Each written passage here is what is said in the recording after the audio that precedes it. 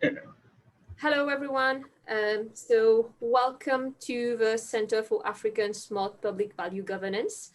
Many thanks to our participants and to our speakers for joining us today. So we will begin by giving a brief overview of the center. Even though it's the third webinar that we are running for the year, we are aware there are new participants joining us. And this video record as well will be shared on YouTube, on our YouTube channel. So we begin with a brief introduction about the center and who are the people behind it.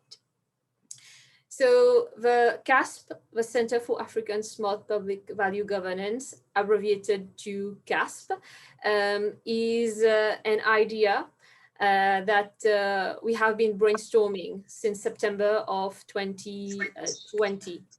So it's a collaboration between two universities, Middlesex University Mauritius and the University of Bern in Switzerland. So there are researchers, three of us with different academic backgrounds, different research interests, but through our difference in research interests, that's where we have found areas and commonalities to collaborate and to complement the knowledge we have into this project, which ultimately culminated into the center. So I am Adila Kodabaks. I am a lecturer in international relations at the Mauritius campus of Middlesex University. My colleague, Dr. Amar Siam, is also a colleague from the Mauritius campus, and he is a senior lecturer in computer networks. And there is also Dr. Emamdine Fohim, who is from the University of Bern, and he's a postdoctoral fellow at the KPM Center for Public Management there. So his research interest is in public sector organization and public sector management. So already you can see the differences in our research areas. For me, in international relations, with a keen interest in governance as well. Amar, the IT research background and his expertise in that area, and Emamdine in public sector organization, governance, and management. So using these ideas that we've had, and we have reflected about Mauritius and a little bit more widely about the African context. So we have been interested in understanding how the public sector performs in Mauritius and also in Africa.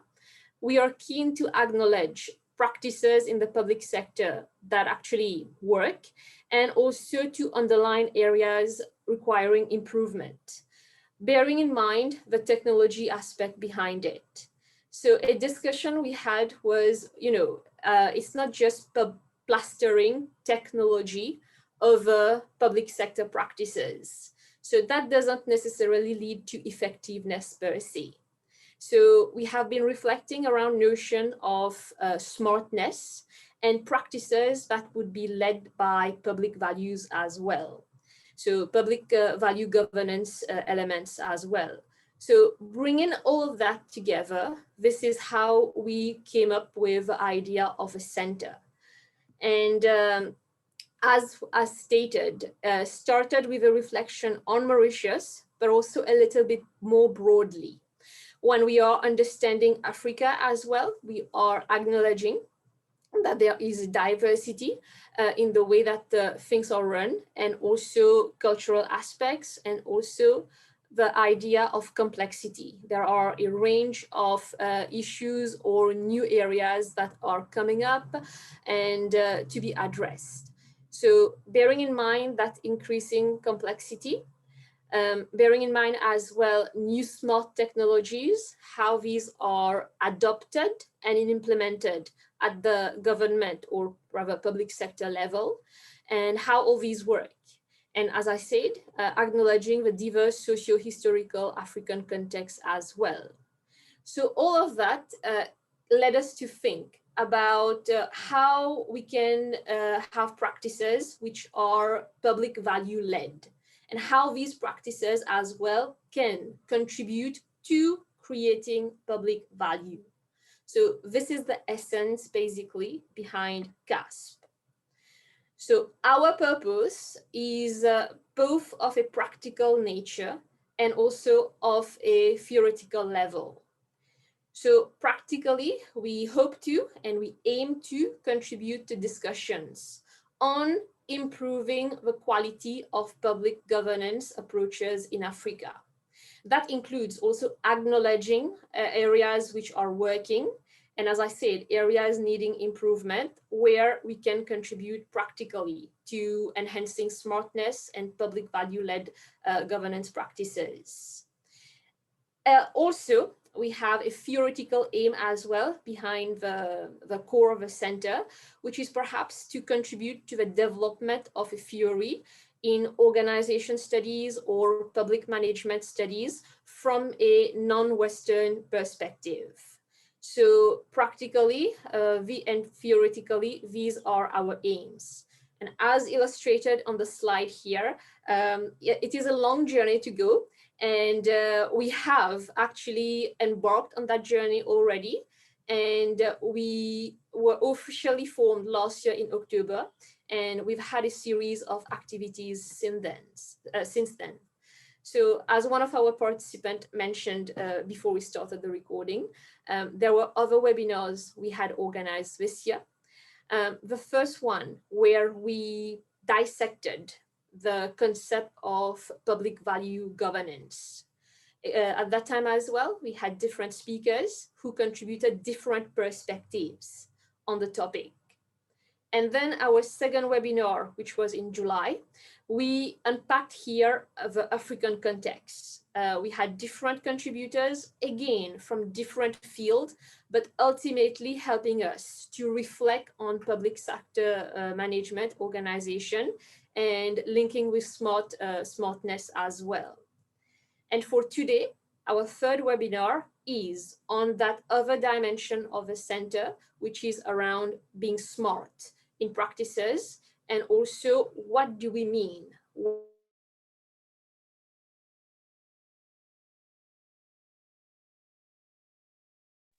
Oh, can't you hear her neither? Okay. Well, there might be probably a technical problem, so that's the issue with the smart tools. But I think I just take quickly over and I start to introduce the two of the three speakers today. So we're going to provide the platform first to Tobias Mettler, who is just, yeah. In any case, I'm sorry if I got disconnected, but I had finished introducing the webinar series. I hope everybody caught up until then. And the next slide basically was to introduce our speakers. So exactly. So good. Yeah. Apologies. Perfect. Yeah. So that leads me to transition smoothly, despite that technical glitch, into the introduction for today's speakers. I leave it to Imamdin to do the introduction and Amar as well. Thank you. Thank you. Yeah, perfect. Now even with slides, so that's even better. So as said, we start our program with Professor Tobias Mettler, who is professor at the University of Lausanne at the IDEAP, Institut de Haute École Administration Publique, so in the French part of Switzerland. And he is responsible for the unit of information management. So he really looks at the new technologies, how they can be used in the process of providing public services, of managing public services. And he wants to discuss with us the shift from e-government to smart government. What is new, what is different, what are the opportunities, what's the path to go? So I think that will be a good introduction to kind of a theoretical introduction in order to understand this concept, smart government, in further depth. We then move to the south of the equator to Professor Mogopodi Lekorwe, who is Associate Professor in Public Administration at the University of Botswana. I'm really happy also that he joins our conversation, really to provide his African view on the same topic. He did several studies about public administration management in Africa. For instance, he looked at how the Kotla system, which is special meeting, a public meeting in Botswana, how this enforces and can strengthen the democratic process and public administrative process in Africa and in Botswana. And he did a lot of research for the Afrobarometer, which is part of the Mo Ibrahim Index. We have talked about it in our last webinar, where we that measures the governance factors in different African countries, and the Afrobarometer has also a lot of research on that, surveys on that. So some of the inputs he provides us today will come from also from these findings from this Afrobarometer. And then I pass on to Amar to introduce our last speaker. Thanks, Imamdeen. I'm very pleased to introduce George Kalebaila. He is from Huawei, South Africa. He's an executive in industry solutions, specifically within enterprise, government, and public utility development. So his kind of main responsibilities at Huawei is to lead engagements with senior government and public sector executives to help them with their digital transformation efforts and strategic ICT designed to better serve citizens and businesses. So his background, he's advised senior management and executives in major telecom operators across Africa. His interests are in formulating digital strategies that help governments and public sector organizations harness new digital technologies to create new value and put them on that sustainable digital transformation journey. So he's going to talk to us about a purpose-driven approach to digital transformation of government. So thank you. So I think we start, and Adila, if you can stop sharing your screen, so we pass on to Tobias Mettler's screen. Thank you.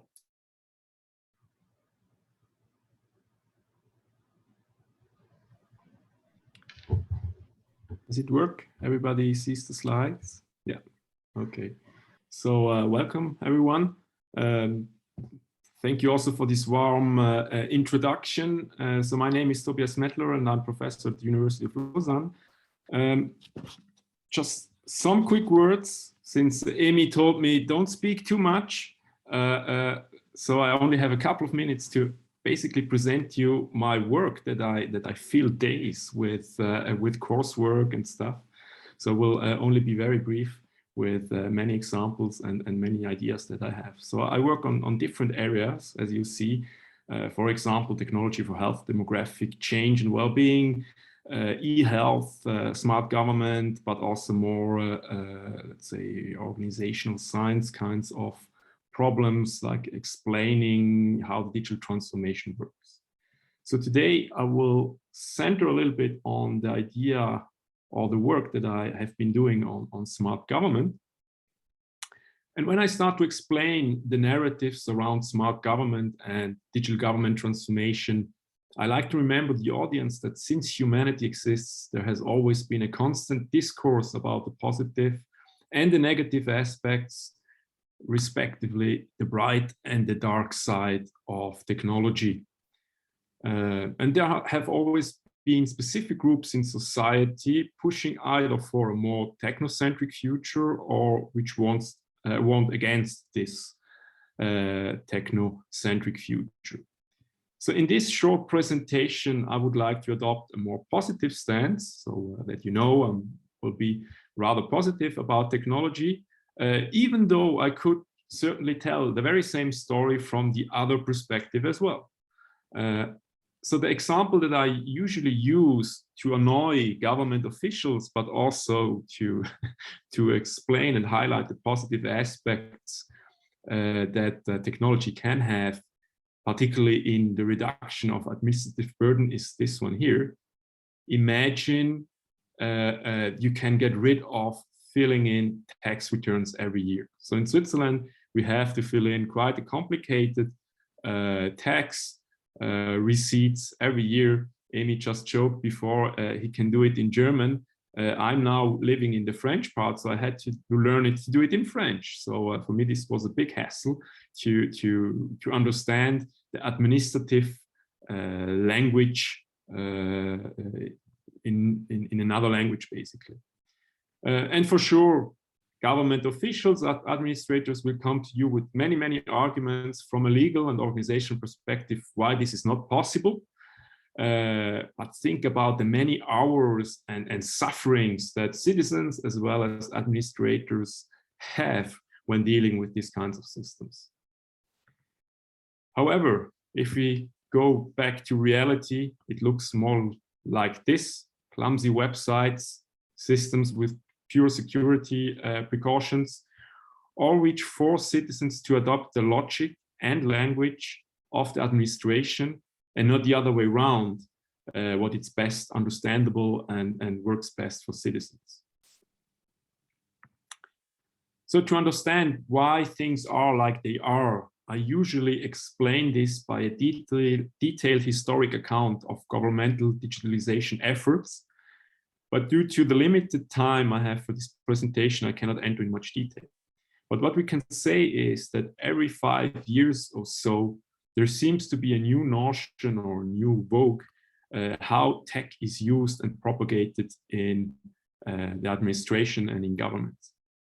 So if we go back to the beginnings, a little bit before the 2000s or around the 2000s, the first projects were projects concerned, which I would say is digitization, which is the transformation of paper to digital formats, and mostly from the optimization perspective internally.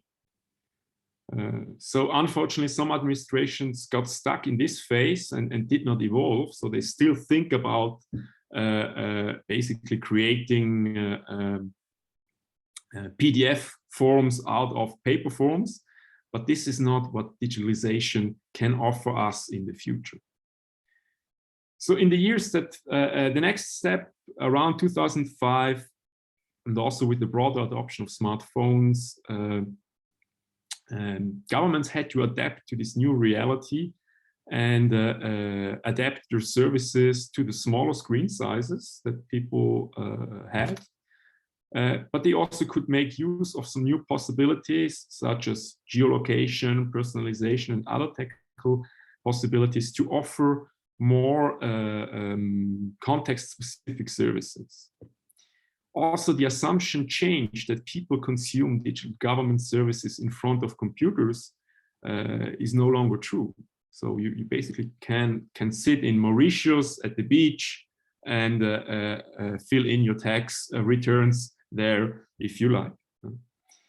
So in the years that followed, more emphasis has been given to enhance transparency of government action, improve accessibility to data and services, as well as to better comprehend the role of governments within the context of more complex digital service systems, ecosystems.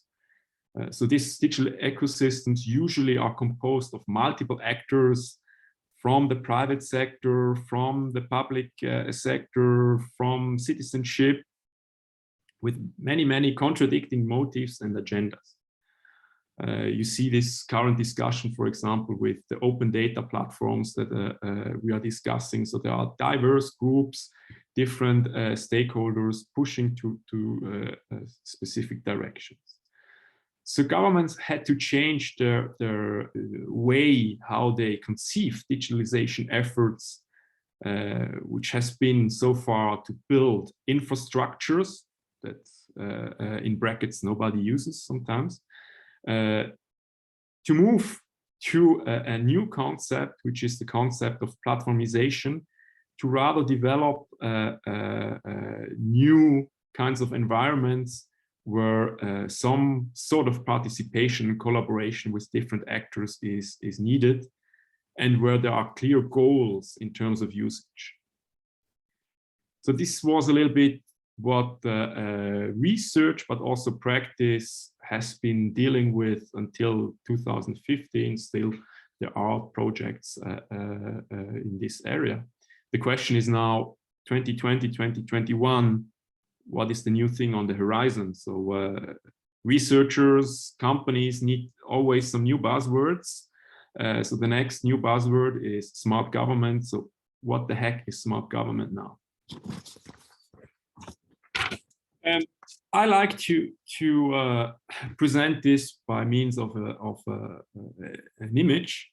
And you see this gentleman at the right, which is who is Vitaly Klitschko. I was at a conference back in the day where I presented the concept of smart government to him and the audience, and I used this image to present it, and I think it was very, very clear how to explain smart government, and I used the acronym IMPACT to explain it. So the first is one key characteristic of smart government services is integration. So integration, I not only mean integration from a technical sense, for sure, which is also key, but the integration and combination of different information sources stemming from the digital as well as physical sphere. For example, data collected by sensors provide you with accurate information about things that are happening right now in the physical world, such as, for example, sensors that capture the water level of rivers or the ocean, the number of cars on the street, or the whereabouts of people. Similarly, it's possible to make links to additional digital information by means with QR codes, as you see the example on the slides. The good example is the museum visits. Usually you find beneath the painting a QR code that provides you with a link to some more information about the painting, about the painter, the artist itself. So there is a link or a combination of the physical world and the digital world. People do not consume digital services in front of computers anymore. There are different ways how to interact. So this requires that smart government services are designed in specific fashions, and that design is not only concerned with linguistic and visual design, as was the center of website design. You basically you cared about what kind of text do you push on the website and how do you visually present your message there. But now you also have to think about spatial and gestural design issues that comes with the integration of the physical world. Also, it's probable that a big part of the population, particularly people with who are not so comfortable in written language, who will not necessarily sit in front of computers and use keyboards to interact with government services. So they would rather use or prefer to use natural language to express their needs. And there are some good examples, for example, from the Singapore governments with chatbots, etc., which help to use other ways of interaction, which is not necessarily a written language. So a smart service, hence, needs to take into consideration multiple modes of interaction and design. Smart services are hopefully personalized and situation specific and do not just simply spread information based on the watering can principle, as we say in German.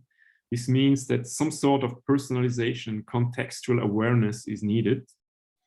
In addition, smart services are not only, or should not only be reactive as governments function today. They're always in a reactive mode, but help also to anticipate certain problems or events. So this is usually achieved by integrating dedicated learning mechanisms from historic data, or even better, from real-time data sources. And then you couple it with some response strategies for certain scenarios. For example, handling traffic jams, handling floods. This is not something that you need to reinvent always. So you could basically anticipate certain kinds of events happening and also develop some response strategies in anticipation of certain kinds of events.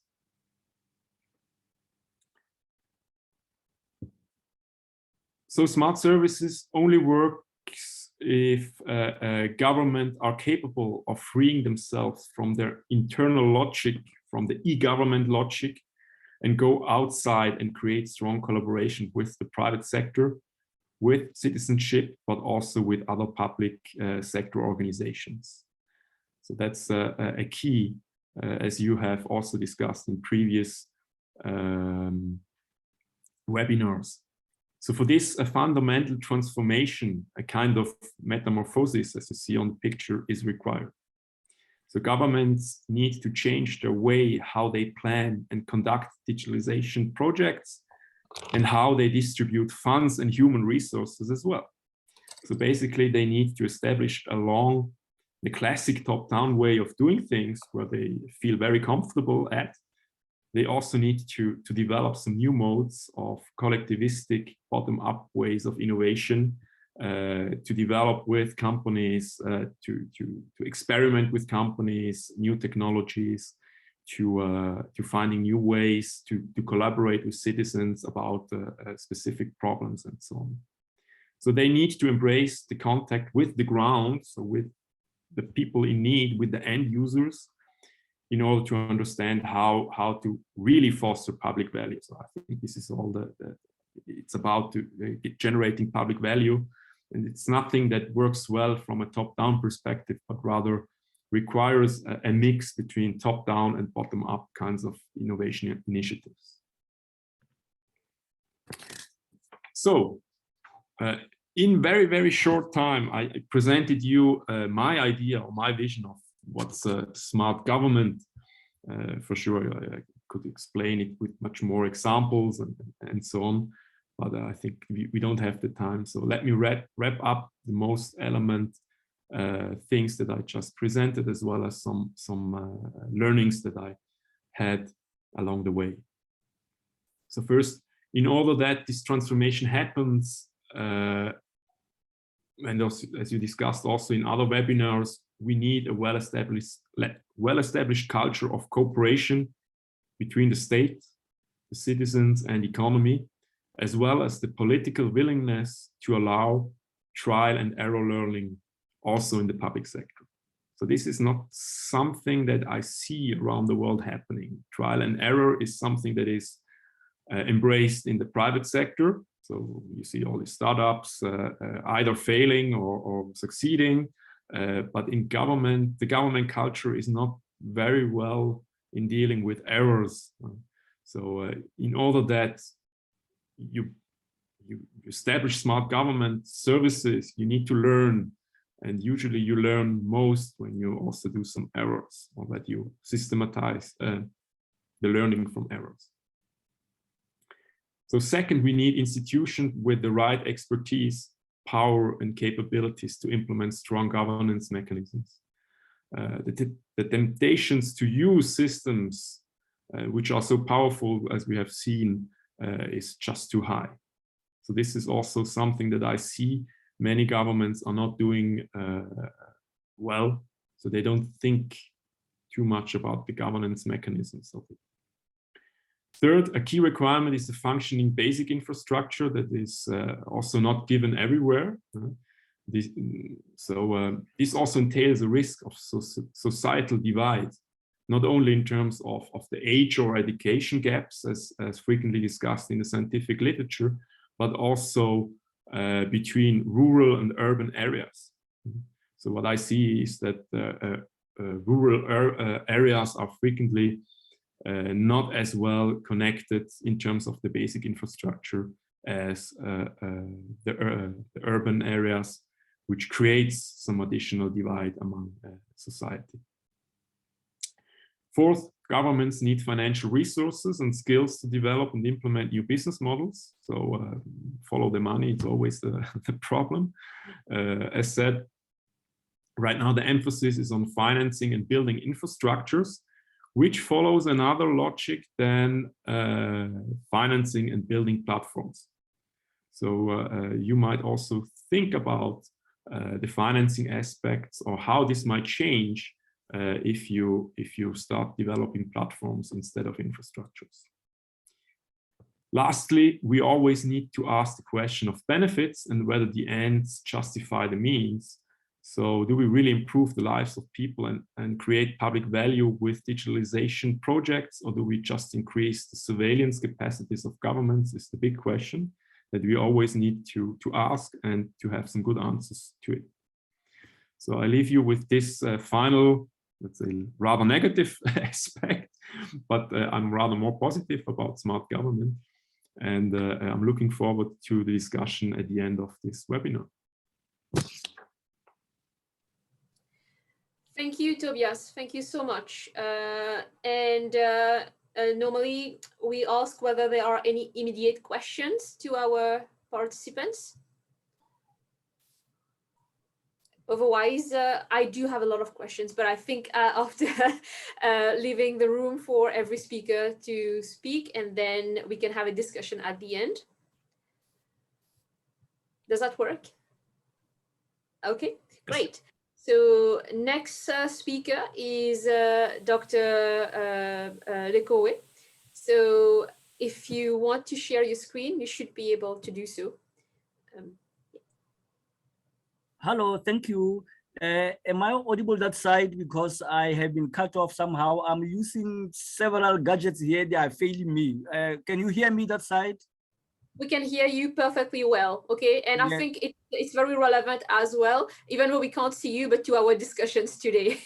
Yes, because if I switch on the camera, the bandwidth will be a problem. So, and I can hardly hear you, even though I've put my speaker at 100. But let me try and share my screen and just get on with the presentation.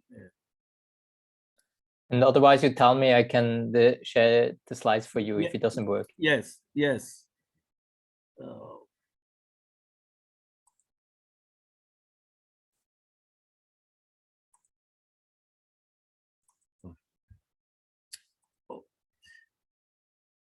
Well, for him, I think we better share the screen, because otherwise you might lose me. Yes, just a minute. So you just have to tell me then when to move on. So yes. Can you see the slides? Yes, yes, I can see them. Yeah, I hope everybody can see them. Yes. Okay. So yes, yes. You tell me when to move on. Yeah. Yeah, I'll tell you to move on. Thank you very much for inviting me for the seminar. My name is Lekorwe from University of Botswana, and I'm privileged to be presenting this afternoon. And I can see that I am sandwiched between two people who are ICT techies, and I'm not, but I will present what I have. You can go on for him. My presentation, because it's confined to 15 minutes, this is my outline. Introduction, smart government concept, digital divide, and the case of Botswana, bring the challenges, and then the conclusion. I think, go on, second slide.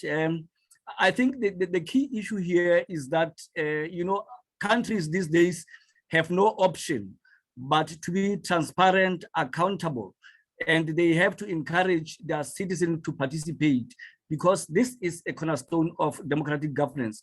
It is no longer an option of whether countries want to do it or not.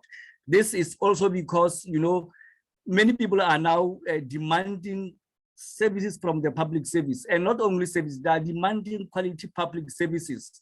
And these public services should also be efficient and affordable. And for governments to respond to these calls, it means they have somehow to employ the use of internet and information communication technologies. So governments have to try to be smart. Okay, let's go on, next slide. And what is smart government? I think here many terms can be used to describe what is meant by smart. But I think simply we can say it is about using technology to facilitate and support better decision-making within government institutions. It is also a method of improving democratic process and transforming the way public services are delivered in our own countries. So, next slide. It is therefore seen as a completely new way of governance. You know that we are moving from government to governance, and then we are embracing all these new terminologies. But it is much more to do with people-centered, and it focuses more on performance than on the previous regimes, which were focusing on the processes. So it relies more on consolidated information systems and communication networks. Next slide. It is also trying to use what is normally now referred to as the fourth industrial revolution, because it is all about digital transformation, which is the integration of digital technology into all areas of public and private sectors, which result in fundamental changes on how we operate and deliver value to citizens, to customers, and partners and employees. But for this to happen, next slide for this to happen, there are some basic institutional factors which have to be in place. One is political commitment. There has to be clear governance. There has to be clear legal rules and regulations. But more importantly, digital awareness and IT infrastructure have to be developed to a certain standard. Next slide. And this, of course, to measure that, this will be sort of the key indicators. They have to be looking at the three, which is technology, knowledge, and future readiness. By technology here, we'll be referring to the extent to which the development of digital technology is actually enabled in a specific country. By knowledge, we refer to the understanding and use of technology. And future readiness, how governments, private sectors, businesses are actually prepared to adopt technology. Issues of e-commerce, e-governance. I think these are the key if we are going to have a government that we can say it is smart. Next slide. But the biggest challenge in all this is that there is the issue of digital divide. Are we talking about people who are on the same page, or we are talking about leaving others behind? So the issue of digital divide, more especially in Africa, becomes an issue. And digital divide here, we refer to difference in access and usage of information, communication technologies, and correspondingly to information content associated with socio-economic opportunities like jobs, for example. And Campbell says it is a situation in which there's a clearly identified gap in the access or use of ICT platforms. The International Telecommunications Union defines digital divide as highlighting the uneven distribution and differences or gaps that exist in opportunities to access and the use of ICTs amongst diverse population groups. This could be individuals, households, businesses, institutions, or even geographical areas. So having said that, if you go to the next slide, I think what I want to do is just to show how real this digital divide is, more especially in Africa. And I want to do that by sharing just a few research findings from Afrobarometer, which speaks to these issues of digital divide. And I need to explain what Afrobarometer is. It's a Pan-African non-partisan survey research network which provides reliable data on Africans' experiences and evaluation of democracy. I think for me, this is very key because in whatever governments are doing, citizens have to have a voice, because there would be no point in having very well-crafted policies, but citizens are left behind. So Afrobarometer provides that reliable data. And it's a network that started some time back, early in 1999. We have so far conducted about 8 rounds of surveys. Every 2-3 years, we conduct a survey. And the methodology used is that it is conducted face-to-face interviews in the language of the respondent's choice. That is, if it's in Botswana, any person that you interview may choose to be interviewed in the language that they are comfortable with.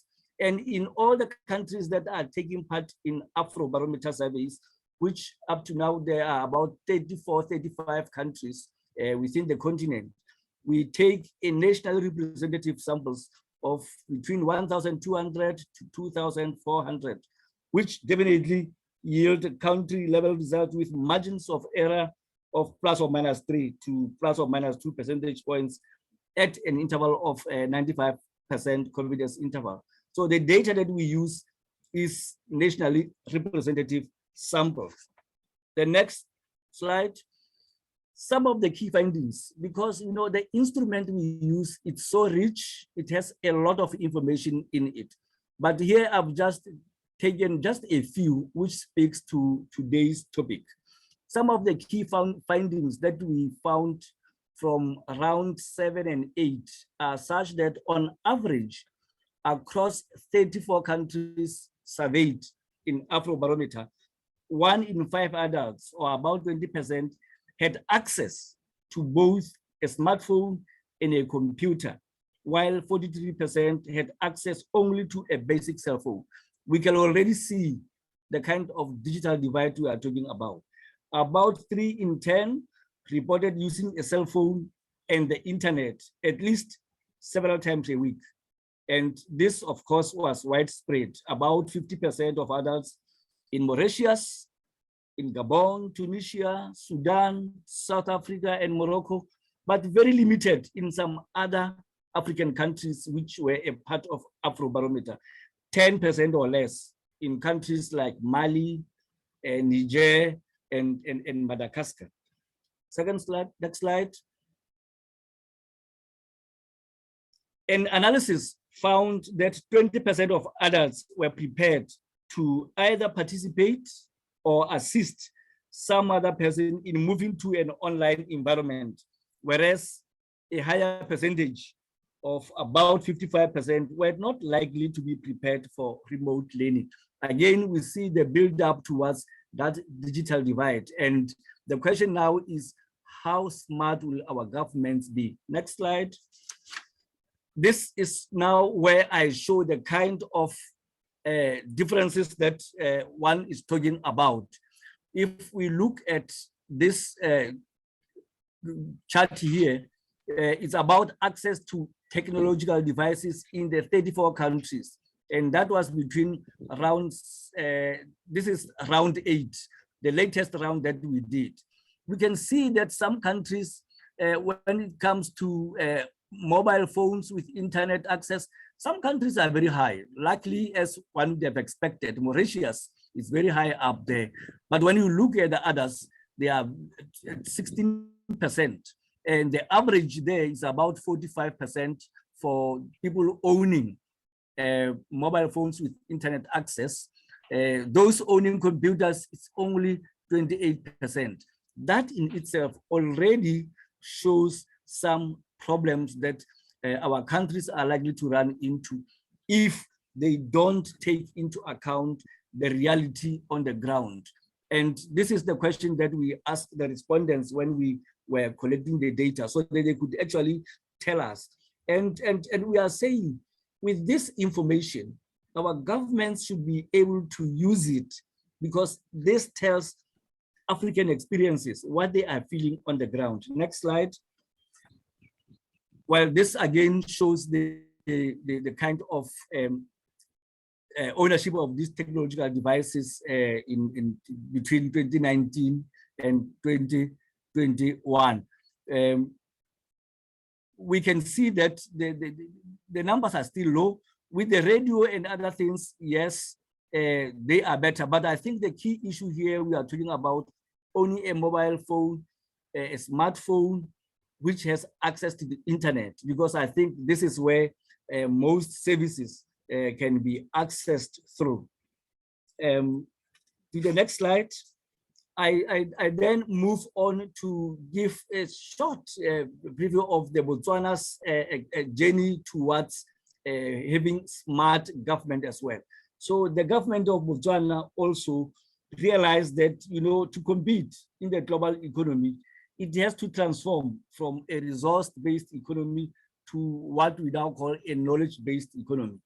And in order to do this, they have put quite a number of initiatives, strategies, policies in place in order to achieve this mammoth task. We have the National Development Plan 11, Vision 2036, Maitamo, which is the ICT policy. These pronouncements have been made by the president in his State of the National address. Even the ruling party manifesto for 2019, they echoed the same sentiment. So there are quite a number of initiatives which are trying to drive towards being smart as a government. Recently, the president came up with new priorities, which he called the new reset agenda. It also speaks specifically, one of the issues that it addresses is the issue of digitization. Let's go to the next slide and see that what is smart Botswana, because the government says they want to be smart. This is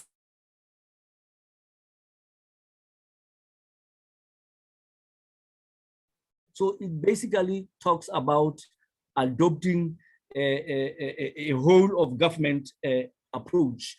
It's an action plan which is expected to deliver this smart, sustainable socio-economic policy towards Botswana, and it engages the private sector in successfully implementing smart priorities and initiatives. Next slide. Here, well, I'm simply showing the pillars that this smart Botswana rests on, which I don't think I need to spend more time on it. We can pass for him to the next slide. And again, these are the major goals of a smart Botswana as a strategy to connect the country so that no one is left behind. And I think we must take cues to the way it's being used so that no one is left behind. Provide knowledge and tools to compete and build a knowledge workforce, build citizen customer experience that is integrated, seamless, and trusted, and also attempting to leverage digital technologies, co-create data-driven products and services, and prioritize and invest in ideas that can make the country compete in the global market. Now, what is the reality on the ground then? These are very, very good, well-crafted strategies. What is the reality on the ground? Next slide.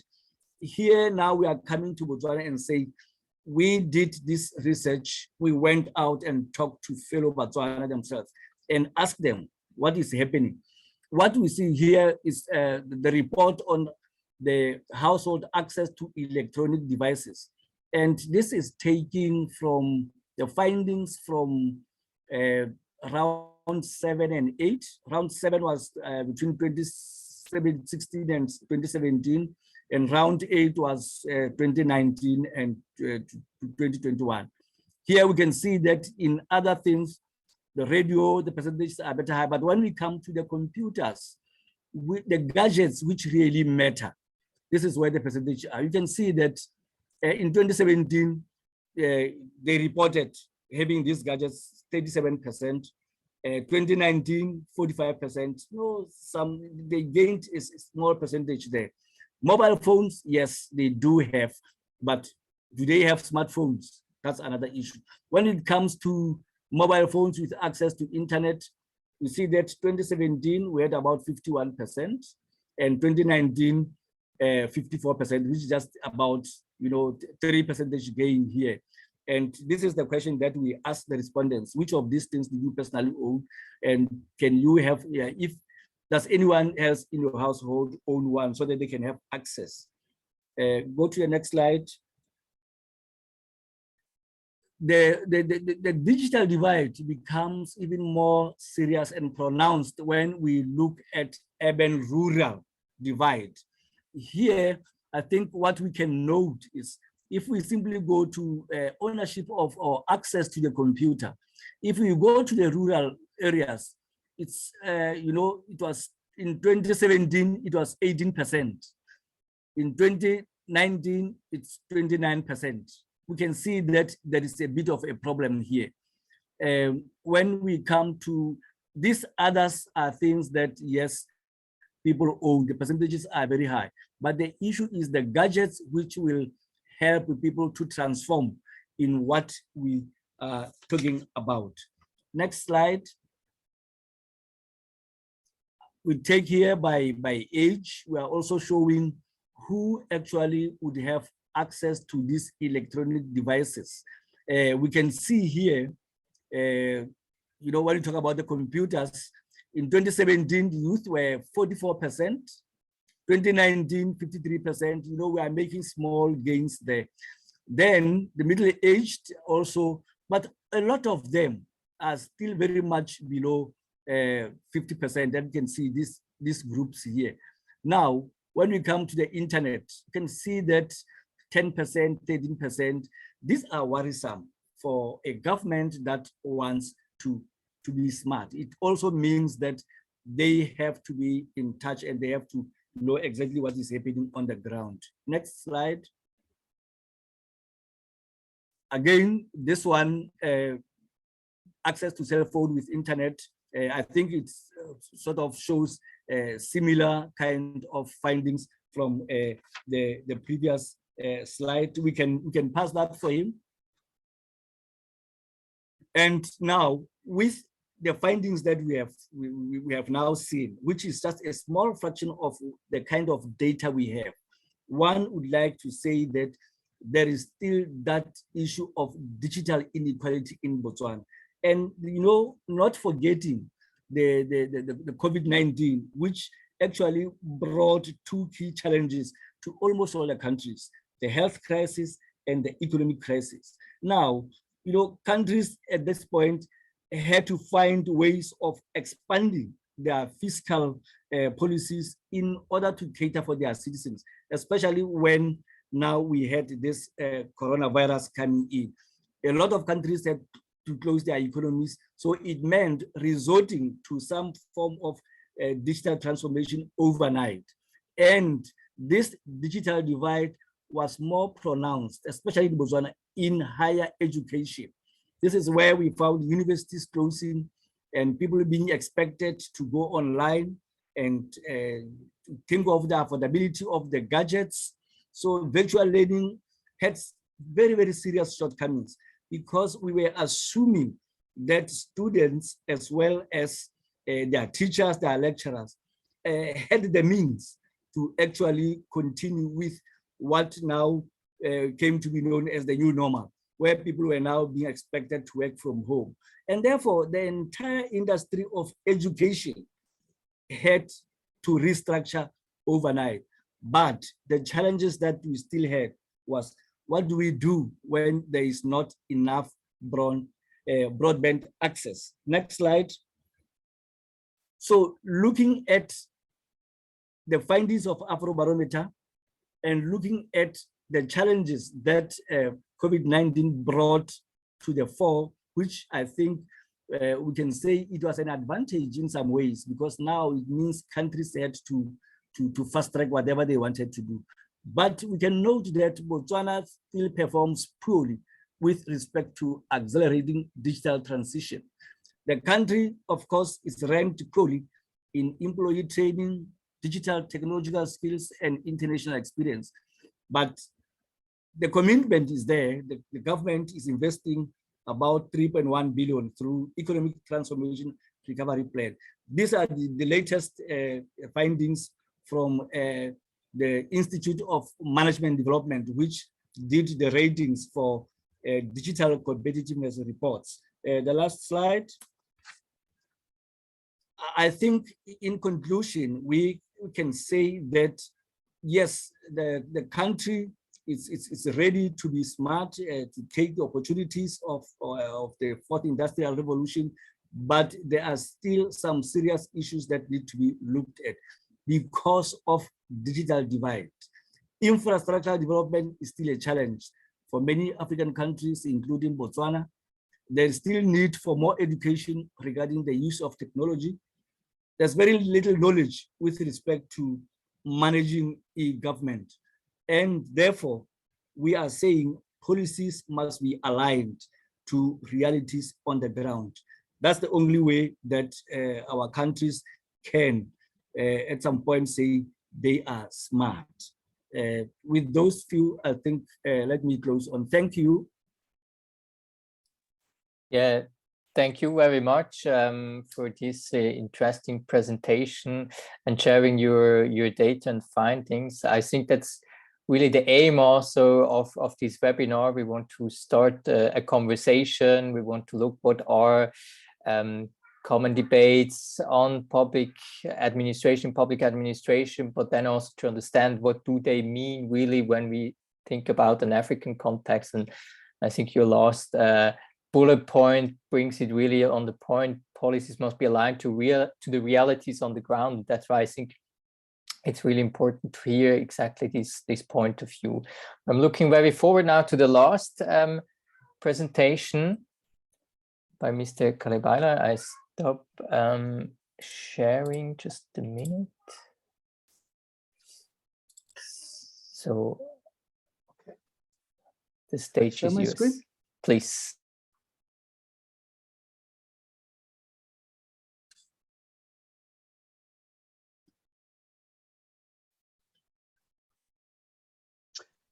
Okay, thank you very much, first of all, for the first two speakers. And I think they have touched on, first of all, can you hear me clearly? Yes, we can. Oh, okay, okay, good. And I think at any point, if you lose me, please let me know, because I'm in full screen.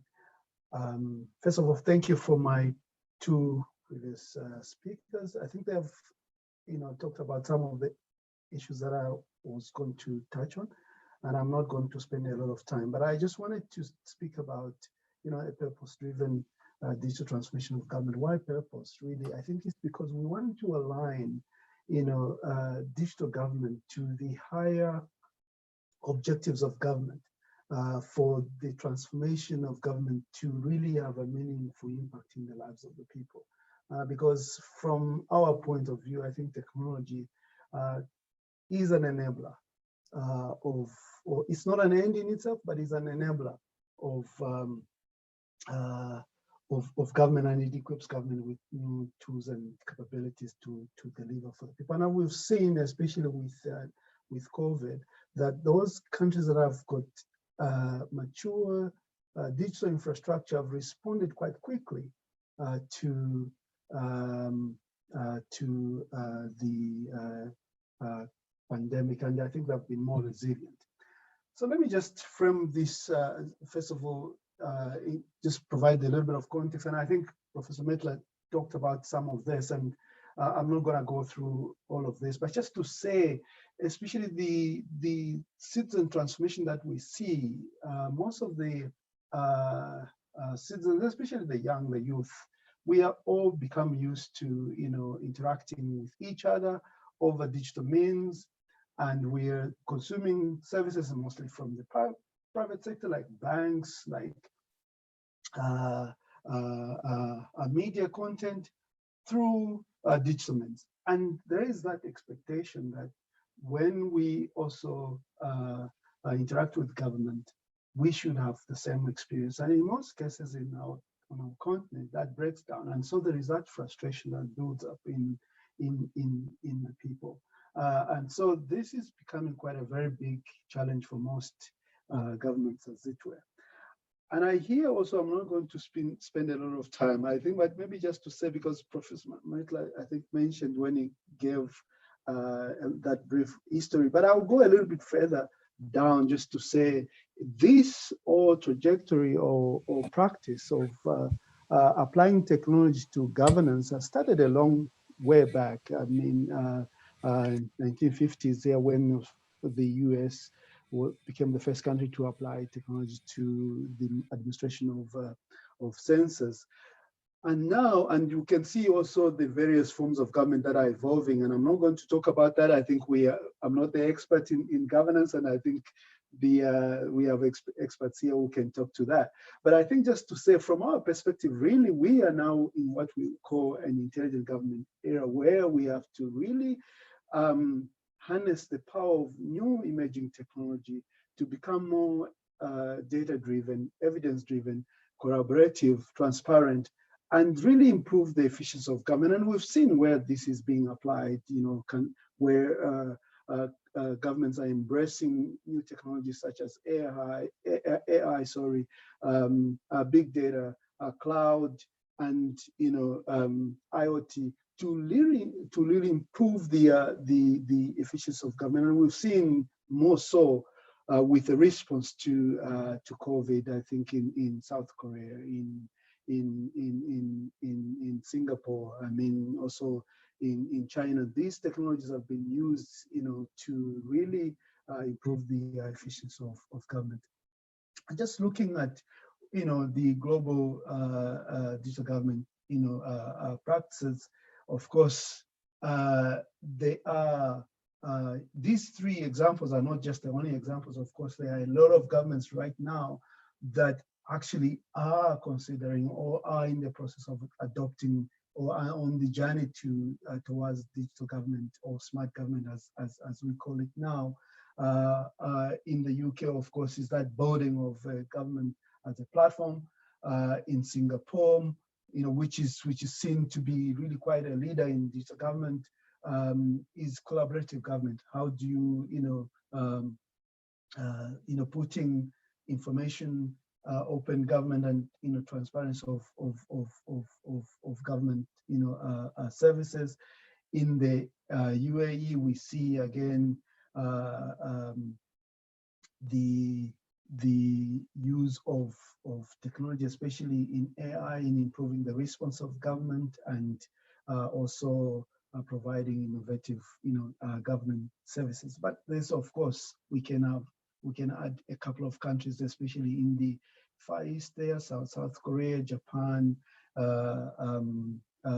China, who are also on the same trajectory. Also, of course, a number of countries in Europe, of course, and the US. And in fact, we've seen quite a very strong correlation. I think Professor Lekorwe was just talking about, the digital divide. Every year as well, we run what is called Global Connectivity Index. And what we've seen is that there is a very strong correlation between the digitization of government and also the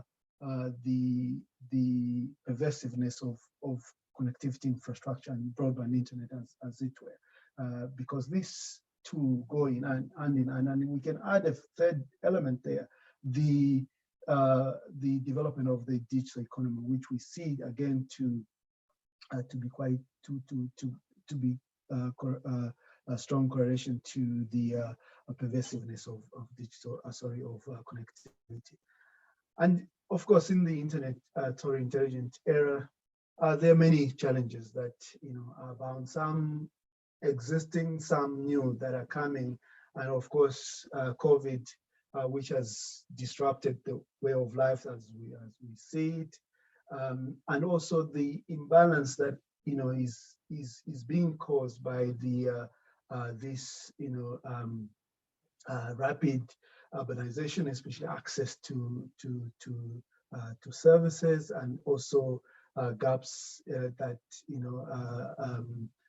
in the that are being exposed by the growing crisis, in one of them being COVID, but also the worsening environmental problem. But also with digitization come I think Professor Mettler again mentioned the dark side, and we've seen quite a number of countries just a few weeks ago, maybe a month ago, in South Africa, Transnet, which is the major rail and port utility in South Africa, was hit by ransomware. Again, the Department of Justice was also was also hit by ransomware just a few weeks ago. So it's a reality that is now every government has to contend with, not just actually government, but every organization in the new reality, as it were. I'm not going to really define digital government because I think this has been alluded to by the previous speakers, really, but just suffice to say that, I mean, digital government, provides an opportunity for new forms of government to emerge, and also more putting, data and open data platform at disposal to allow more collaboration of the wider ecosystem, and, to improve the provision of government services, but also to allow other social partners to innovate around, some of these challenges that government, face. I think this is really very interesting for me because when we really talk about transformation, really, for us, it is about how do we apply digital technologies to the traditional forms of government, so that we can harness new opportunities and expand some of our capabilities. And in what dimensions, really? And I think we identified 3 key dimensions. One is in the dimension of space. Again, it's breaking down some of the geographical barriers, but also the idea of distance. We've seen with COVID, where digital technologies have actually become quite very important to provide that resilience and continuation of some sort in government services, not just government services, but even public life and the economy as we know it. And most cases in Africa where this is a big challenge, we've seen some countries which have actually kind of lost a full academic year and had to shut down government. And also the dimension of time, the speed of access, which is actually, again, quite very important. And then, of course, cognition, providing that, intelligent layer to make sense of the data and support decision making. 3 key areas where we believe this transformation brought about by digital technologies is having an impact in public services. One is in opening up new opportunities, and this is again in providing service upgrades to public services by expanding the scope of some of these public services in a digitizing environment. I think online classroom or smart education, we've seen again that student, and again it talks to that digital divider we're talking about, because we've seen that schools that are well endowed and have got good connectivity and good resources really have had no interruption to their academic calendar, because they could easily transform to digital. And also we've seen even public universities and private universities, some have had absolutely zero disruption because they could easily use digital technologies, but also in harnessing the power of new technologies to improve, the services of public services, especially, let's say, in intelligent transportation, and also in safe city or safe environment. But also is how do we use digital technologies and to improve the governance structures to surmount some of the challenges that digital in the digital sphere. And here we're talking about privacy protection, data integrity, and especially something that has become very topical is how do we maintain digital sovereignty, especially as we introduce digital government environment. I think 5 key capabilities for us, in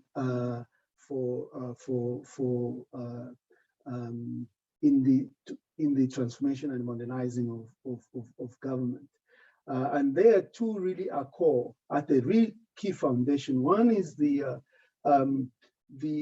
opportunities brought by digital technology, and here we mean new emerging technologies such as cloud computing, AI, 5G and IoT. I think Professor Mettler and also maybe Professor Lekorwe have alluded to some of this platform government that is emerging. And I think this is, again, coming about by some of these technologies like cloud computing and AI.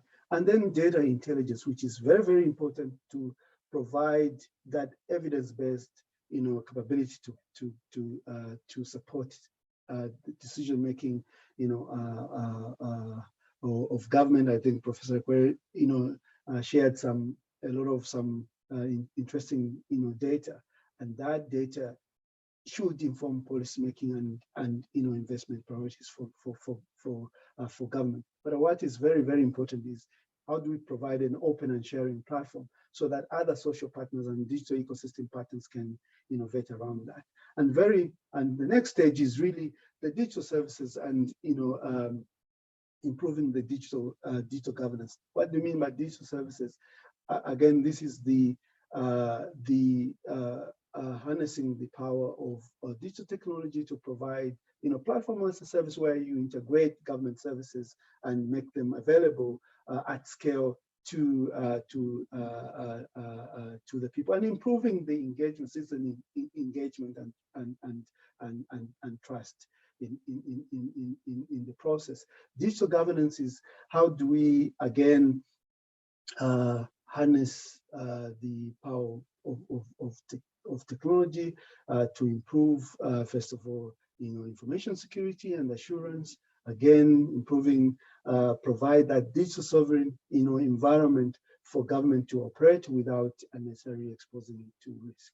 And then ultimately, we are doing all of this is to improve the experience, digital experience of citizens and business who interact with government and those who consume government services to make them more effective and more efficient. I think even personalization comes into the frame here. From a Huawei perspective, really, I think what we really envision and where we provide is just to provide a digital blueprint, from where governments or countries can, work from and develop purposeful digital strategies that help them on this transformation. Because what we've seen in most engagements that we've done and areas where we work with, especially here in Africa, is that countries lack an overarching, strategy. There could be all of this important, policies or visions that have been espoused, but they lack, a digital strategy that transforms or translates some of this higher order, vision into actionable and implementable policies. And for us, therefore, then digital government and transformation really has to be underpinned by, first of all, a focused and well-defined digital strategy that has got three key elements as its core basis. First of all, is to provide that data or digital sovereignty within which government would work and provide that secure environment for provision of government services, but also business continuity that allows that provides this agility, but also for lack of better words, I would say responsiveness and resilience. Actually, that's the word I was looking for government operation, as we've seen with the effects of COVID. But most very importantly is to improve trust and security. Citizens have to trust government and has to feel secure when they're interacting with government, and we've seen where these are well articulated that the trust and of citizens improve, and this is the trust that again government can use to craft better response to other areas. And then of course this has to be linked to the broader vision of government and goals, because this digital government does not, or transformation of government should not actually operate in a vacuum. It should link to the higher order objectives of government. And some of this, as is really to improve the service that government provides to the people, to be more people-oriented and provide and interactive, include participation of the people. Of course, is to grow the economy and drive innovation in societies. How do you support harmony and prosperity, social inclusion, to ensure that nobody is left behind? How do we again use technology to provide a more inclusive and fair access to education, because we know the transformative power of education. And then healthcare is access for all. How do we ensure fair survival of every citizen by broadening the access to quality healthcare? And then of course we have to care for our environment. How do we make some of these solutions and services more green and eco-friendly? And then of course this has to be underpinned by these two key what we call dual drivers. One is the digital governance and the operations that speaks to the internal operation of government and improving that governance structure that is more inclusive and open. And then on the other side is the service and the experience of the people, of the services that government provide to the citizens. And all of this has to be underpinned by a digital infrastructure that, of course, it has to be cloud-based infrastructure, so that it can be accessed from anywhere by anyone using different channels, but also underpinned by pervasive broadband infrastructure. I think we saw from Professor Lekorwe's presentation that although Africa is a more mobile environment, but there still mobile internet lags behind, and so therefore we need to improve and make broadband connectivity more pervasive. And then of course all of this underpinned by the converged digital infrastructure, improving again the access to digital technology. And I'm rushing through the presentation. I've got just one slide. For us, wherever we work and with various governments, we believe this transformation should be a stepwise approach. First of all, you cannot talk about really providing smart or intelligence solutions, as it were, without first of all providing what I would call a digital infrastructure basis. And for government, that's why it becomes very important to have good network infrastructure, government network infrastructure that connects all these things together. And then also, of course, an e-cloud government infrastructure that provides a platform for government to provide this integrated platform services to citizens. And then you can start moving to develop new government applications.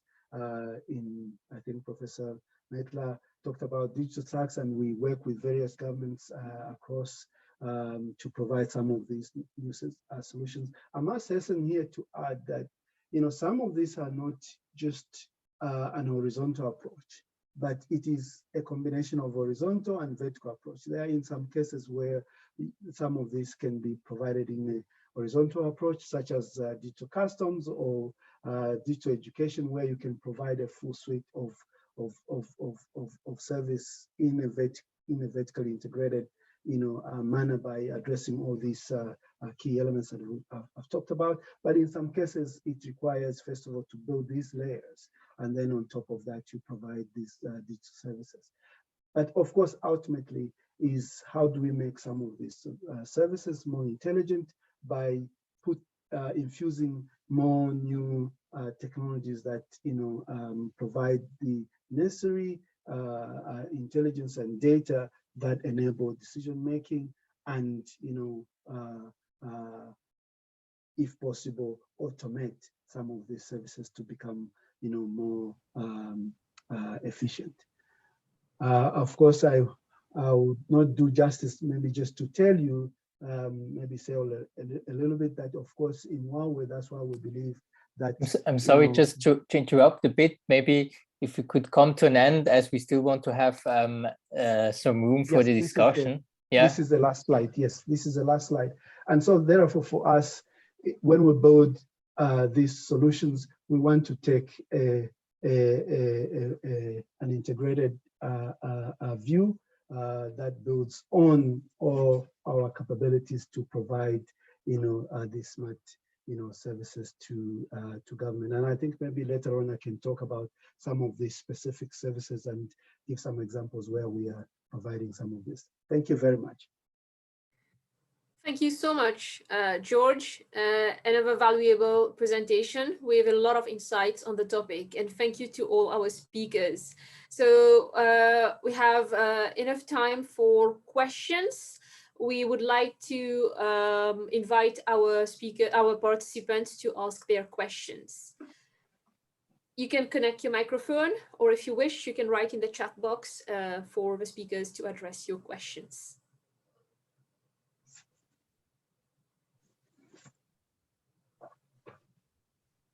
So I left the US about a year ago, and now I'm in Hong Kong.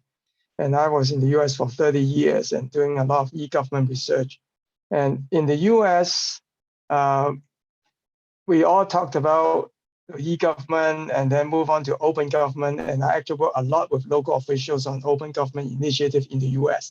So we are talking about one of the most advanced countries in e-government initiatives in the world. But the reality of open government when I was in the US working with local government is that not many people really use open government data. And so I want to know the reality in Africa.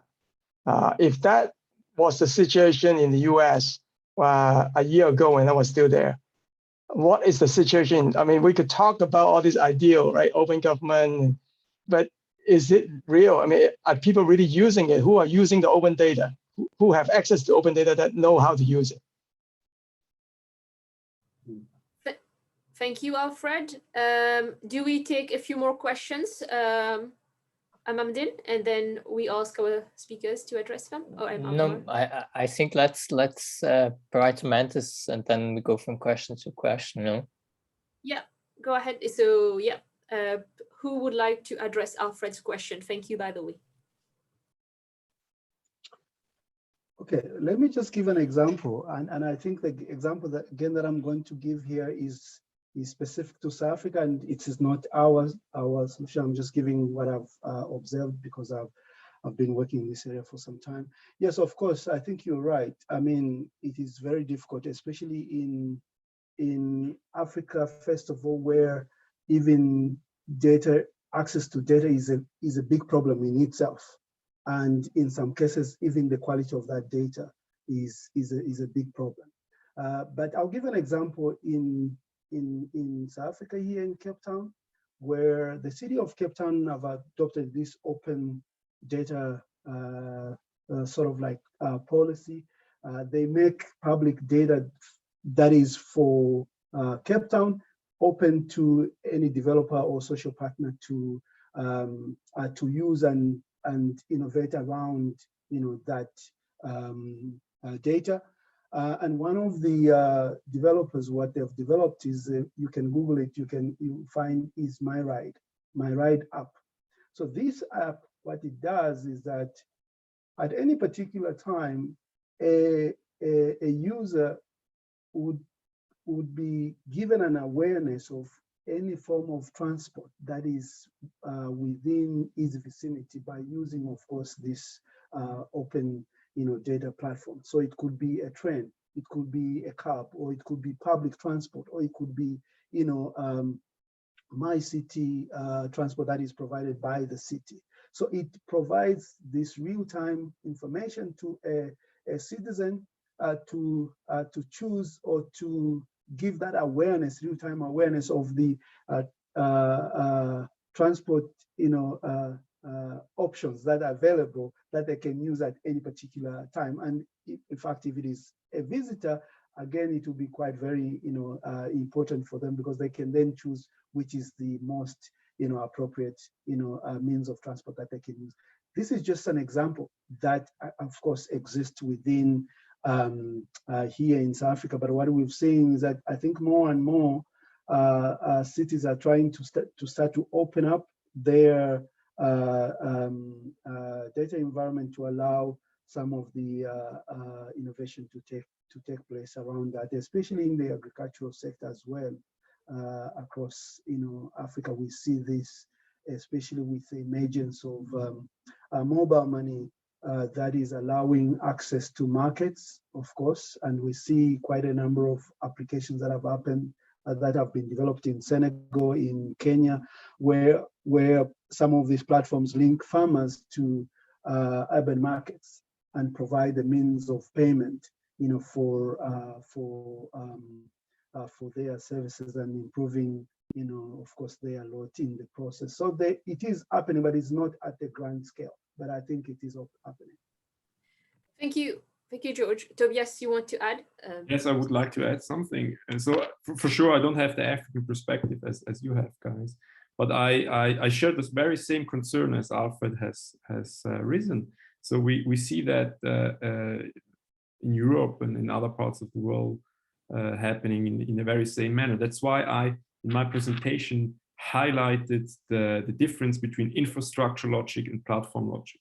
So what's the issue? The issue is that the public administration all over the world, they saw open data as an infrastructure problem. So the first thing what they did is to develop an infrastructure to push data on.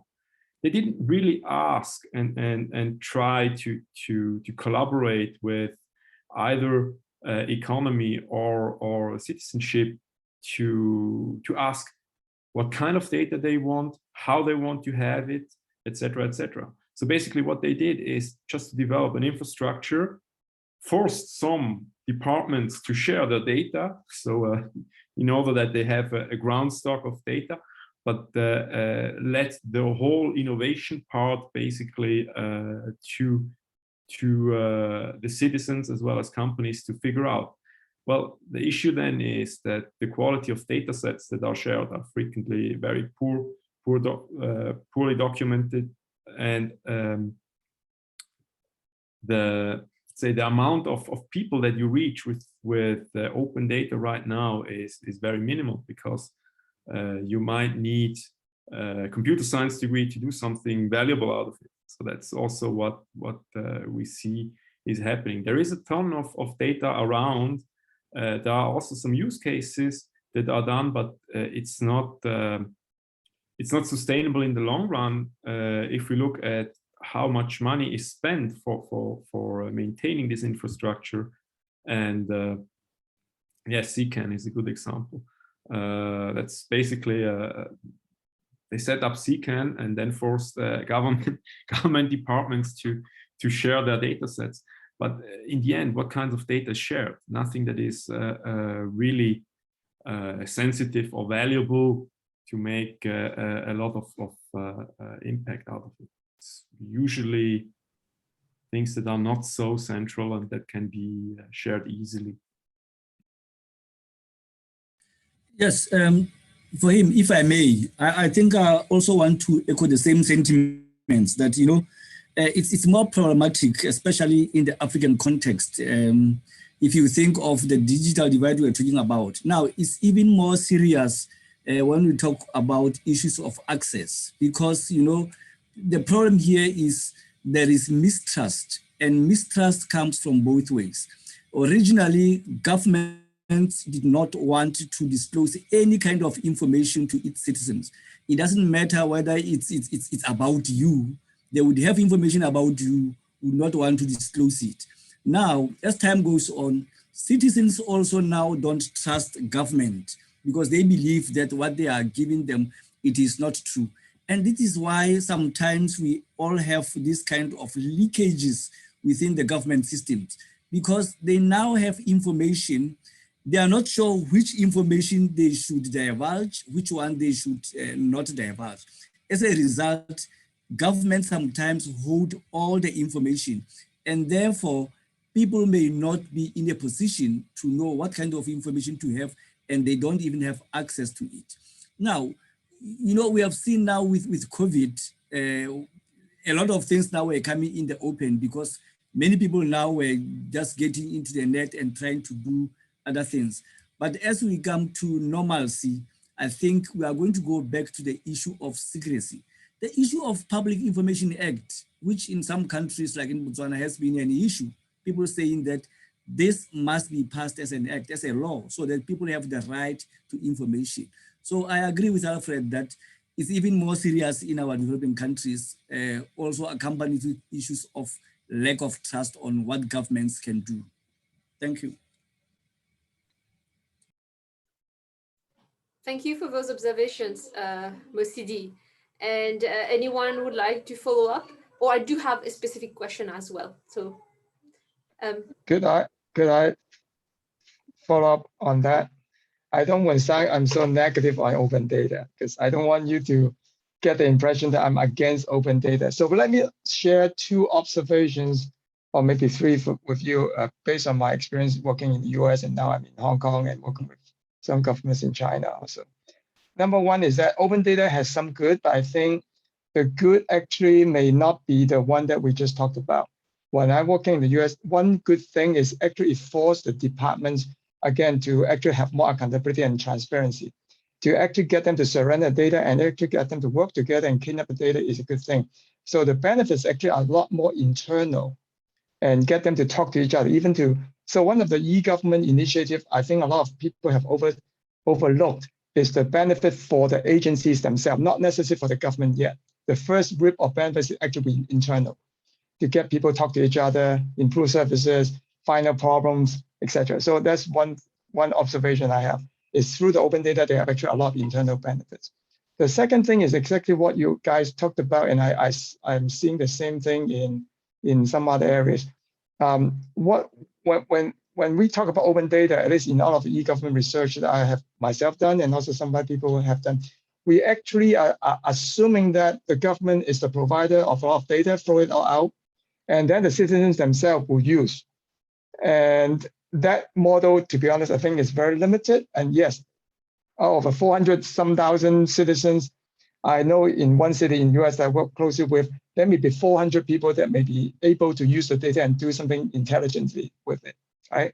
So very small. However, what you all said is also very true, is that we actually need to develop more intermediaries between the citizens and the government. The real users are actually a lot of those nonprofits, universities, maybe even startup companies who will use the open data and then turn it into usable services and useful information, or even mobile app. That is the key. And so for a lot of countries, when they just blindly push the open data and just throw a lot of data out on the website without the intermediary system or mechanism, then they probably will see the money really wasted. And so again, those are some of the things I think, especially countries like in African continent, those are some of the things you may need to think about when people push open data strategies. Don't forget the intermediaries, and it should be included in your strategy.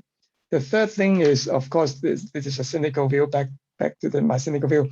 In the US, when I was there, one of the reasons why they are so big on open data is because they even set up what they call the Sunlight Foundation and push all the government, they rank the government, they give awards, etc. So the government spend millions of dollars just to open the data, right? Now, guess who is behind the open data or Sunlight Foundation? Google, Facebook, all these big companies. And because they actually could get the government to basically pay for getting all the data out so that they can mine the data and turn it into business. So again, it goes back to actually some of the key questions about the business model, and go back to some of the foundation questions about the sustainability and the business model about all these e-government initiatives. Who are getting the benefits and are they paying back? The ironic thing is that when they actually use some of these services and then actually to use the public data to actually generate some things like Facebook, for example, then when the government actually requires to use the Facebook services, they need to pay for the Facebook services. So it's really, the whole business model is really interesting. And so basically we're double paying for these. We pay for the data so that they use it and then turn around and pay for the services also. So again, those are some of the big governance issues. I'm not saying it's right or wrong. I'm just saying this is the reality in the US. And to some extent, it's also happening in many other developed, advanced e-government. And so is that the right model? Is it equitable? Is it sustainable? Those are some of the things. And for developing countries like in Africa, those are even more challenging because you don't even have the market that could pay for these services. So how are you going to sustain and push your development? So those are some of the things I just pose, give my limited experience, but I think those are fascinating. I learned a lot from your presentation and just stimulate my thoughts on this. So I will shut up from now. So. Abdullah, I just wanted to correct the earlier. The app is not my ride, but it is where is my transport. So if you can check just whereismytransport.com, that's the app I was talking about.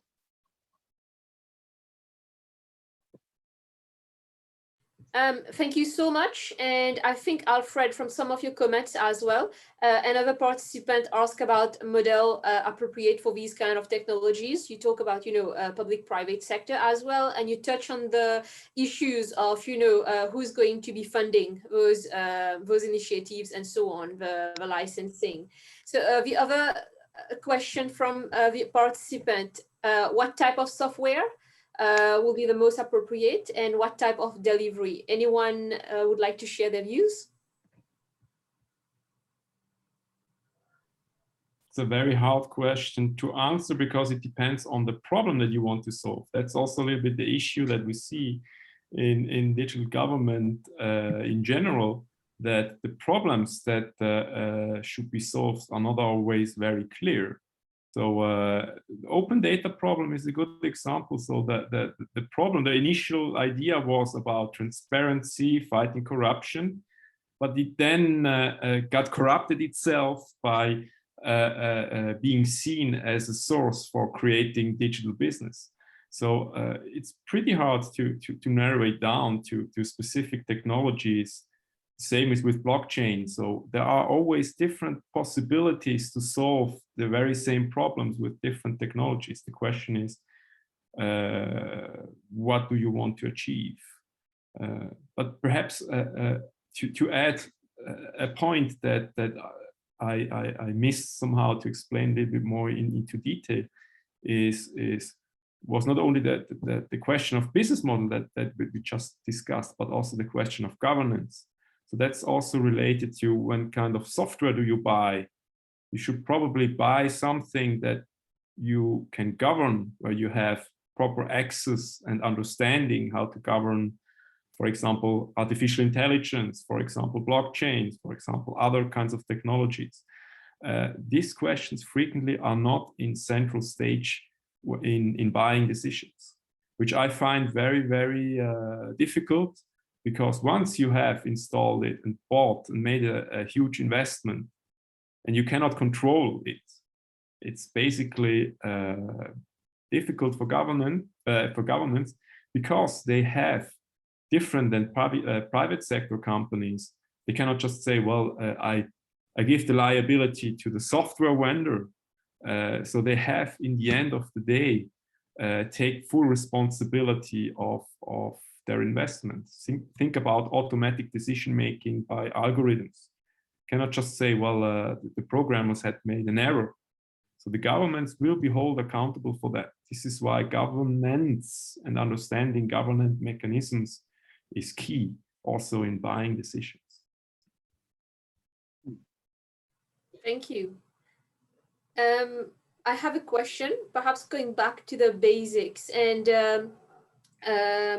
going in regards, you've mentioned that, Tobias, and I think Professor Lekorwe as well, in regards to differences at the domestic level, in regards to adaptation to digital technologies and developing smart practices. You mentioned there can be differences between urban and rural areas and so on.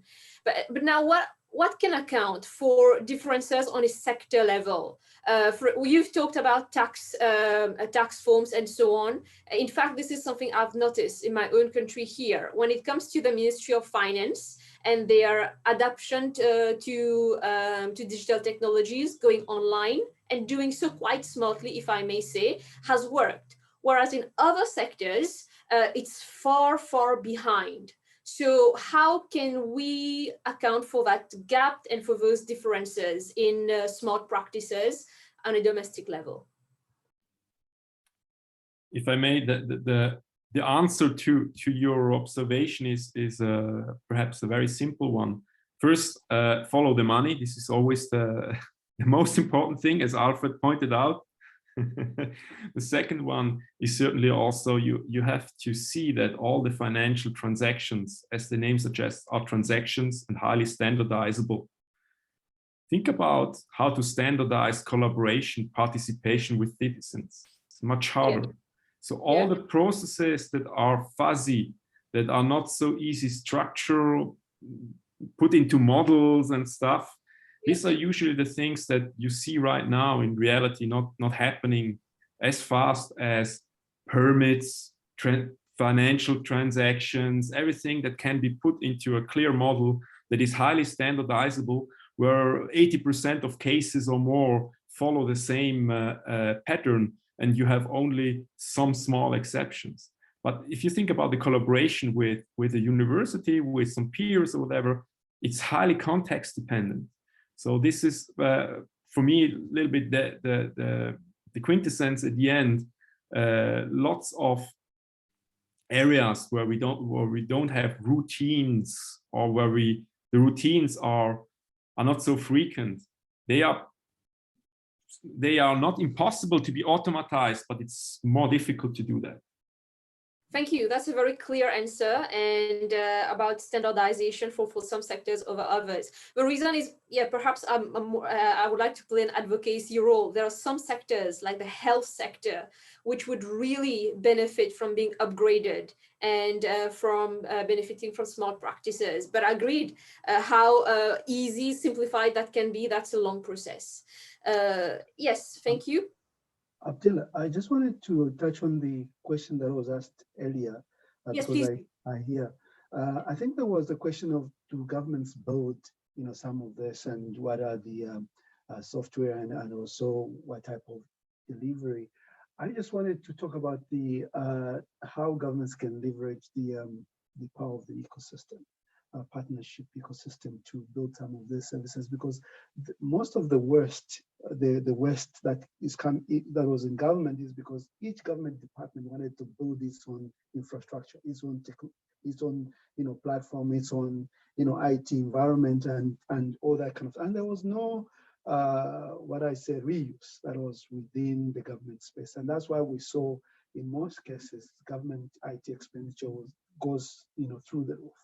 But with, of course, cloud infrastructure, it centralizes, some of this spending, but also, allows government that, negotiating part to use economies of scale, really, to bring down some of these costs. But also it talks to the access and avoiding this vendor lock-in.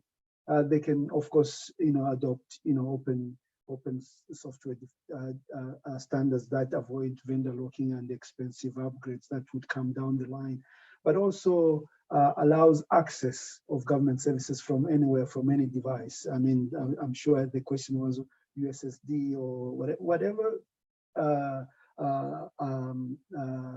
channel.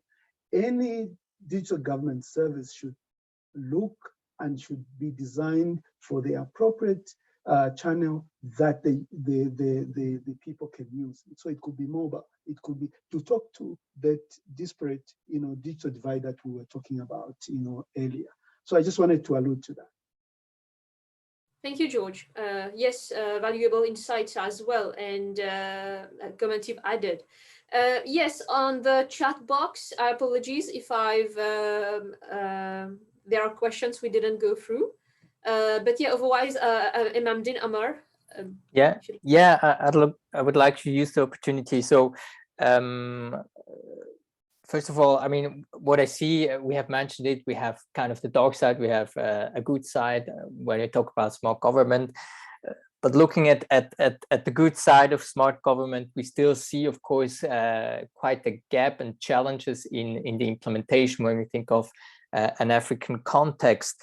We have this digital divide on the one hand side, But then we have talked about issues on like digital literacy and things like that, that will be also challenging. And Tobias Mettler, you finalized your presentation, amongst others, by saying smart government requires also social and institutional change.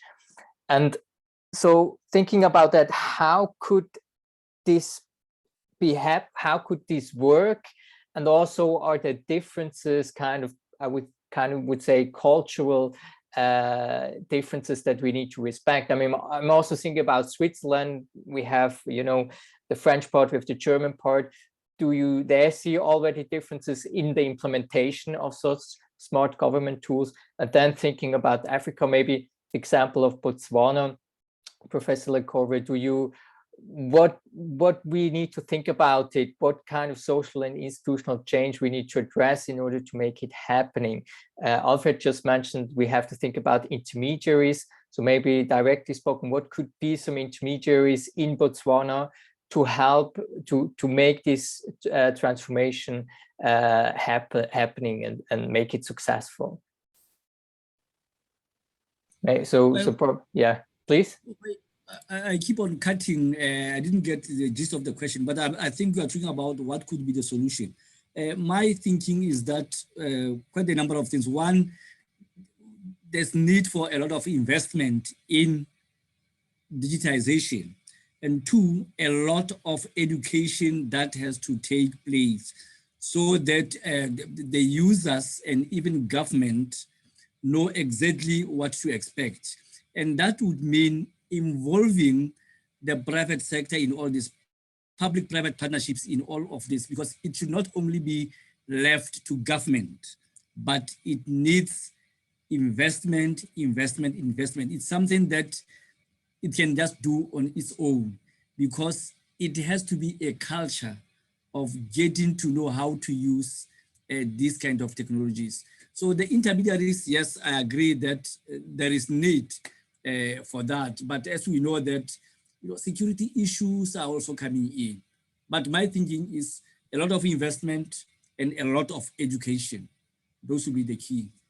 But just quickly to respond to that, I mean, when you talk about education, so it's the state who needs to educate, or would it be then some intermediaries like, I don't know, NGOs or private companies or startups who could educate and make this provide this role throughout this process? I think in this case, all institutions, all employers, everybody has to make sure that they invest in educating people. Because if you are talking about knowledge-based economy, it means we really have to, all of us have to invest in it. Be it companies, governments, even individuals, we must be able to invest on ourselves to get things better for the future. Thank you, Professor Lekorwe. We do have a few minutes perhaps for one final question and one final response, if there are any. Yeah, just kind of adding to the question before, like Tobias Mettler, when you talk about social and institutional challenges, what kind of guidance could you provide based on what you have found out? And do you see maybe differences based on maybe just West and Eastern Switzerland, also beyond in an international level, based on your experience? I mean, there is a saying in German, I think, that the fish rots first on the head.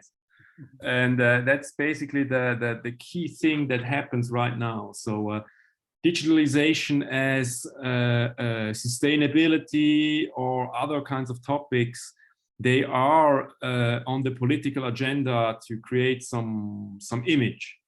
So if the whole endeavor is just to create an image, positive image about the country, about the department, about something, it won't be sustainable. And that's what I see, is that there is sometimes a lack of willingness to really invest, to educate, as we have heard, to collaborate with different parties from the very top, because they see it as a marketing instrument for their political agenda. So I mean, it will only work if there is some backing from the top, not only financially, but also in the terms of cultural shift that is needed, as I said. So you might need to adopt new cultures in the public administration. So not only this top-down thinking, as we all know from public administration, we might need to be open for new ways of working together, for new ways of collaborating with industry, for new ways of financing certain kinds of things. This openness and willingness can only come from the top. So if some let's say geeks in the administration try to do their projects, yes, they might be able to do some local projects, but this will not have a sustainable impact all over the administration. So my most or biggest concern is really this lack of willingness or sometimes pushing certain kinds of topics as a marketing purpose. That's a little bit what I see as the biggest hindering point, the biggest barrier for sustainable success with digitalization. Can I just add one point, maybe one point to that? I think another important aspect is the leadership aspect. Because if it's the leadership that drives the culture, the changing of the mindset, and also the really driving, first of all, the adoption of some of this technologies, as it were, to do for good, for public good. And if there is no leadership support, like we've seen in some other African countries, then of course it just becomes like, you know, empty political rhetoric. But also, I think awareness, what we've seen also in is awareness, especially in the leadership structure. Is very, very important. When I talk about awareness, I'm not just talking about people being aware about this technology. I think it's being aware about what value some of these technologies can deliver, and believing in that value. Because there are a lot of obstacles that digital technology can break down, especially on our continent. But there is lack of awareness, but also that political will to use those technologies to push for change, because some in that political apparatus, you know, benefit from those obstacles that exist. And so there is no really real leadership to push for change. But where we have seen where there is that leadership, we've seen the impact of what, you know, digital technology can do to improve the lives of the people and improve the efficiency of government. Excellent. So I think we've come to the end of session for today. Amar, was that you trying to add views? Yes, yeah, Yeah, just a final comment, a practical example. I was just into the points made by the speakers, and Professor Mettler made the point about the geeks in administration, some of the issues around, I guess, collaboration being something that we need to look at more, and standardization. George, you gave a really, you know, a really fantastic overview on the landscape of all this, and it gave, you know, you made it sound so easy for what we could have in terms of digitization, and the examples given were absolutely brilliant. And some of the, you know, I can see Huawei have been assisting in terms of education. They've been working closely with us to do training of, you know, to offer free education and training, to perhaps spark those geeks, potential geeks that we could have in the public sector potentially. So I had just one final question for George. If you had any, some potential case studies you could share with us where there has been some successful collaboration, like the one we have with Middlesex University Mauritius to close that gap in the digital divide. Yes, of course. I mean, I think a number of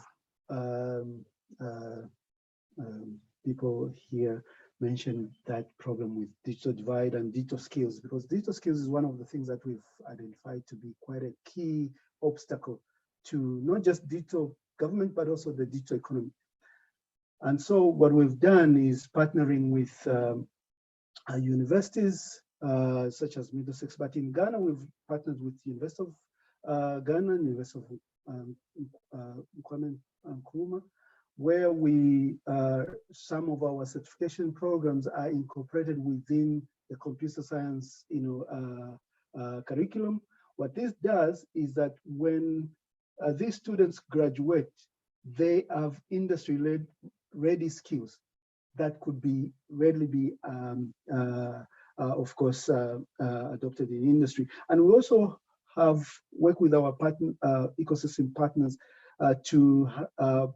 for ICT job fairs, where we bring our industry partners and match them to these students who are recently graduating or going through the certification program, so that they can see what is the job opportunity landscape, and also our partners to see what kind of skills are being developed, so that when these students finish, they can be placed. And even here in South Africa, what we do is we work with, now we're working with over 4 universities again, offering certification programs to their universities, to their university students. But also very importantly, in some cases, some of our partners that we use for our solutions, we incentivize them by employing some of these students who come through the certification program, because we've seen that digital skills is a big hindrance in adoption of digital technologies in Africa. And I think it is something that is working very well, and we hope to expand to various countries. I think Professor Lekorwe can also, in Botswana, we are also doing the same, doing some partnerships with some local universities there. So we're expanding that so that we can at least train as many students as possible, but at the same time, give them job-ready skills that they can use to go into the job market. Thanks, George. So that there is some hope. Thanks for that. No, absolutely. Great. So we end on that positive note. Amar and Amdin, all right? Yep. We've reached the end of the 3rd webinar. We can't thank our speakers enough and our participants for being present and for engaging in the conversation. We really appreciate it. And yes, we confirm the video recording will be soon shared via the email addresses we have. So these are very valuable insights that we are taking into consideration for the Center for CASP. And these are perspectives as well we will build on in regards to future activities we have and future reports we hope to produce and so on. So really appreciate it once again. And we'll look out for more information from us regarding our 4th webinar, where we'll do a wrap up. So yeah, bye everyone. Thank you also from my side to all Bye-bye. speakers and participants. Bye-bye. Bye-bye. Thank you. Bye.